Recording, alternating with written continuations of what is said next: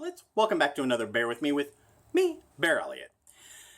If you lived in a society that basically you had to find yourself in a couple, be it heterosexual or homosexual, because those are the only two options because bisexuality was recently removed off of the list. So if you had to find a couple and you only had 45 days, could you do it?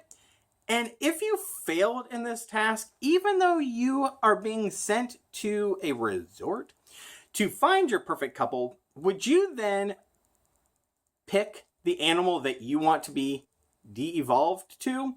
So you now have a second chance at finding a coupling, basically because animals have no choice because they they go with nature. This is the premise of the movie The Lobster. Now, this movie I've heard about for over a year from all of the podcasts I listen to about movie reviews, and they were just loving this movie. I was like, okay, all these podcasts can't be wrong. Okay, maybe it goes over my head that I don't have hair, so it doesn't have anything to stick on.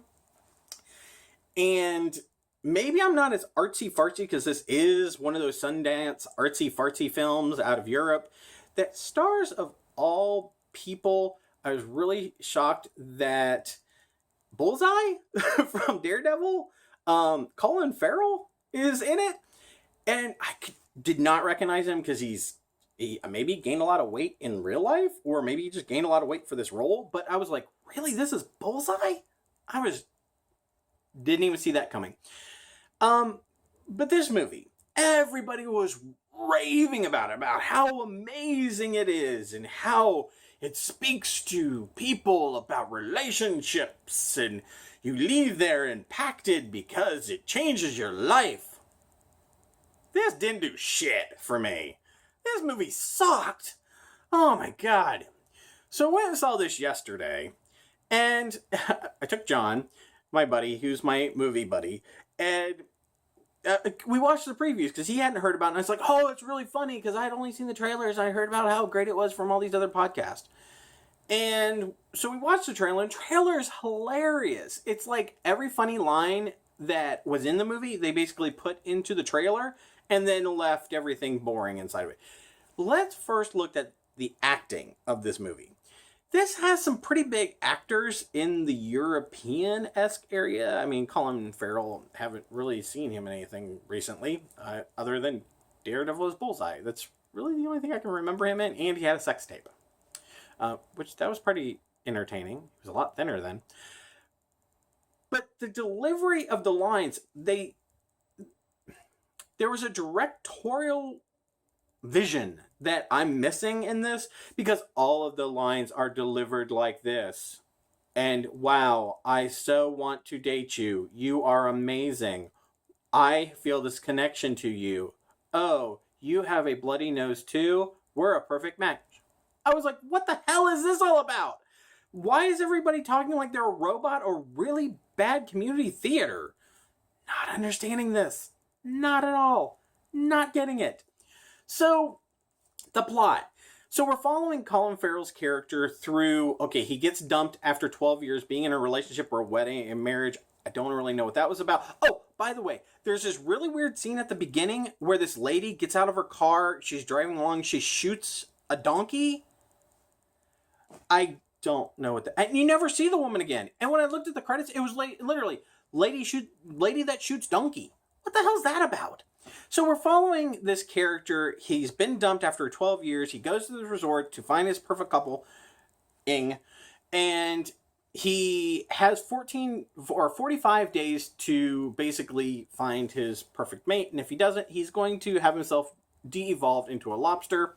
Now, the reasoning behind the lobster was kind of interesting. I do have to agree that, okay, he would be a blue blood, whereas he's not a blue blood in reality, or, I mean, this life, so he'd be an aristocrat, and they live for 100 years. Now, the downside is that probably somebody's going to snag you up and eat you. There's the downside of being a lobster. And then it was just a montage of odd characters. So you have this group that's trying to find their ideal mate, and several of them do not succeed and get de-evolved into their weird characters. So he tries to fake it with a relationship with this sociopath, psychopath weirdo that ends up killing his dog, who's also his brother who went through the program and failed and flunked out and got de-evolved to a dog. I was like, really? You actually show a dead dog? Now, I'm sure the dog was not dead in real life, but still, who wants to see a dead dog? And that's not art to me. So he decides that he's going to flee from this horrible situation. He's going to go live in the woods as a loner. Because now you have, okay, so you have the city who has all the couplings. Then you have this group that's trying to find their couples. And then you have the loners who've been kicked out of society. So they're the undesirables. And they have their own fucked up a whole set of rules. Because when you're in the program, you're not allowed to masturbate because that's mean that you're taking your sex into your own hands, literally. And you need a couple to have sex with, is their philosophy. But then you have in the loners group, oh, by the way, if you do masturbate, they put your hand into a toaster oven. What the fuck? And, so then the loners, their whole thing is, you're not allowed to couple. So even though if you start flirting with somebody or you have sexual attraction towards somebody, you, if you kiss them, they do what's called the red kiss. And that's where they take razor blades and slice your mouth open and you are forced to kiss. Or there's the thing called red intercourse, which one can only assume that they're going to slice up your junk and make you have sex. What is up with this society? So then he falls in love with some chick, and then the head of the loners, she ends up blinding the chick. So then they run away from the loners. And then the ending. They're in a restaurant, which, by the way, they don't have any money, so they're sitting there drinking water. And he asks for a steak knife, and he goes to the bathroom, and you're left wondering, okay, is he going to gouge out his eyes? Because they have to be a couple, so she has to be, since she's blind, he has to be blind. So fucked up. So fucked up. And it cuts to black, so you're assuming, okay, he must have blinded himself. The Lobster. Okay, a couple things. Number one, I'm allergic to seafood, so that does not bode well for my rating out of 5 paws. The acting was mediocre and weird. The plot was stupid. The comedy was okay in points, but kind of lame.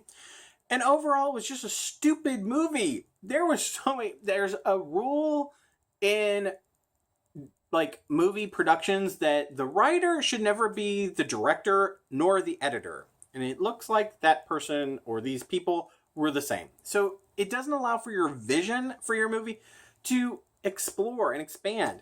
You're just kind of like stuck. And I've ranted for 8 minutes about this fucking movie. And I actually hated this movie. So I guess I had a lot to say about it. All right, The Lobster. What's my rating on this? Out of 5 paws, I am giving this... This is the second movie this year that I'm giving it no pause. I'm like actually down into the negative. This gets zero pause. I hated this movie. I don't care if the artsy fartsy people love this movie. I fucking hated this movie. As a single man, I found this movie offensive. That's all I have to say. So I hope you're having a better day than I am about this fucking movie. So until next time, don't waste your money. Have a great day. Bye, cublets!